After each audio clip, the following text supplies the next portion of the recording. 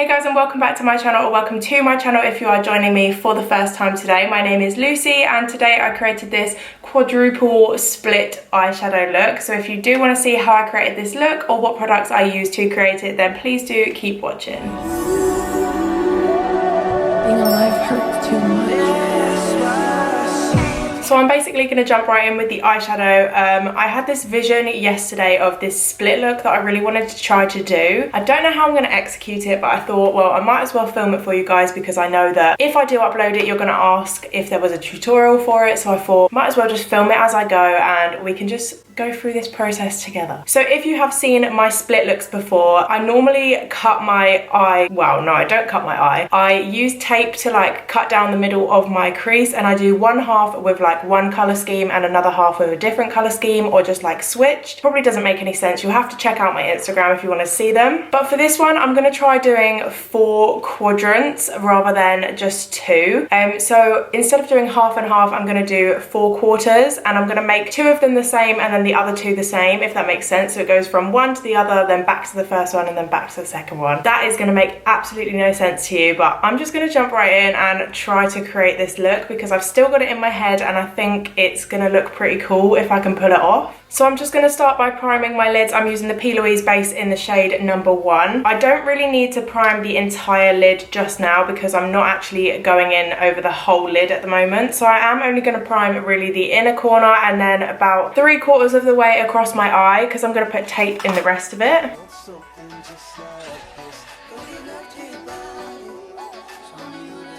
So my next step, of course, is to grab my tape. So this is the microporous tape that I always use. You can just use sellotape, but it's not as good on the eye. So I do recommend getting a tape like this. Really cheap. You can just get them in Boots or Savers or any cheap kind of store. And you can see that the thickness of this tape is pretty thick. It actually covers the majority of my eye. So what I'm actually going to do is cut it into a half because we don't need it that thick for this particular look. And I'm going to stick that one down about 2/4 of the way across my eye so that we've got a little gap in front and a little gap behind.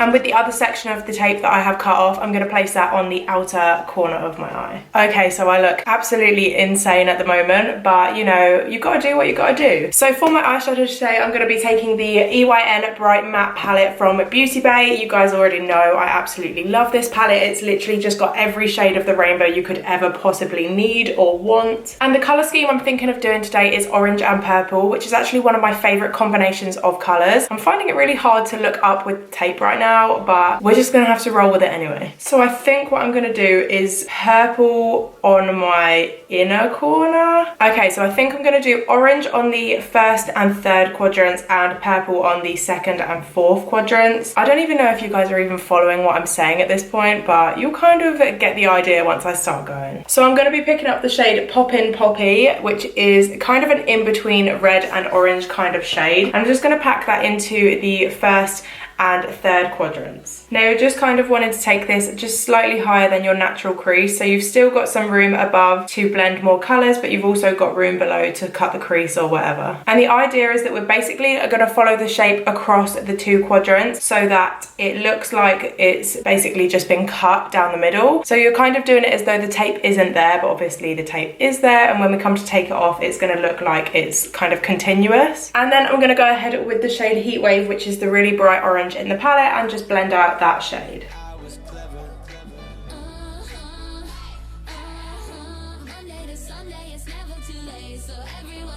Now what I'm going to do is go ahead with my makeup remover and a cotton bud and just cut out kind of a little bit of a cut crease along both of those quadrants. Do be careful of the tape though, because obviously if the makeup remover gets underneath the tape, it won't be sticky anymore, so just be careful of that.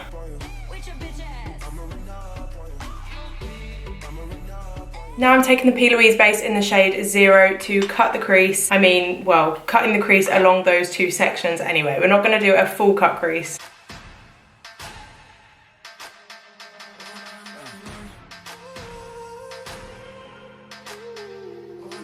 Now what I'm going to do with the rest of that orange quadrants is I'm going to make it seem like there's like a fade going up in the cut crease. So I'm going to start with a neon pigment right down at the bottom, and I'm going to blend the orange upwards until it kind of like fades out into the white, if that makes sense. You've probably seen loads of people do this one before, but it's just a really nice, easy, effective kind of look.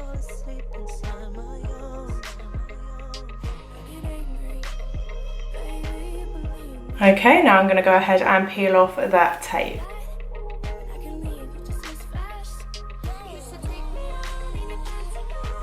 Now you just want to take any kind of concealer brush and go in with a tiny bit of concealer and clean up those edges, because obviously some of the concealer has bled underneath and we want to make it look as sharp as possible. So I'm just going to go ahead and clean up.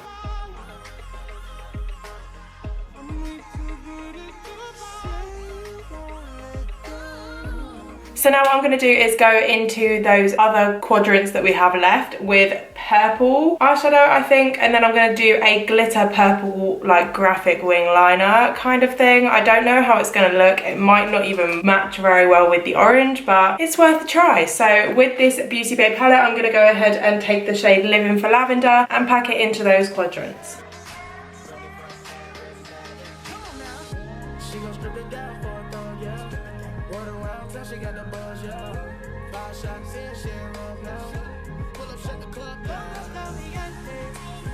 Now when we get up to this top kind of bit up here, we don't want to be doing swiping motions like this because we don't want it to interfere with the orange bits. So we are literally just tapping that shadow up there and hoping it's going to blend in. If it doesn't start to blend in, then you can always take a little bit of the white eyeshadow with the same brush and kind of tap that over the top so that the purple and the white mix together to blend nicely. And particularly for these steps, it is so important to use small blending brushes as opposed to like a bigger blending brush, because we need all the precision we can get. So we want to make sure we've got the smallest brushes as possible. Yeah.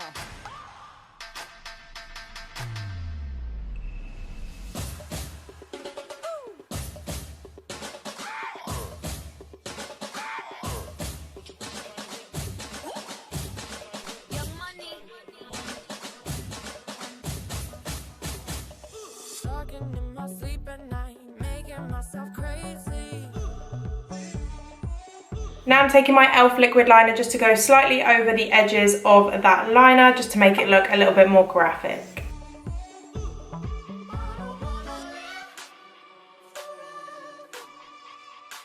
So that eye has taken me long enough now, so I'm going to go ahead and complete the other eye. Well, I'm going to get it to this same stage and then I'm going to pop on some lashes and be done with this look. So I'll be back with you in just a sec. So I've been gone for a little while. I have just finished up my other eye. I've also put some lashes on. These are the bold face lashes in the style Now or Never. Now I'm just going to finish up doing my under eye. So I'm going to start by taking the P. Louise Basic Brights base in the shade OTT Orange, and I'm going to put that in my waterline.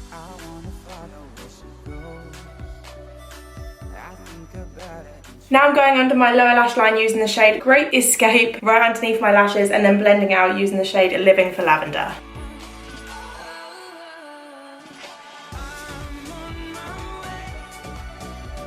And I'm just popping a little bit of glow to my cheekbones and to my nose with the Sleek Solstice Highlighting Kit.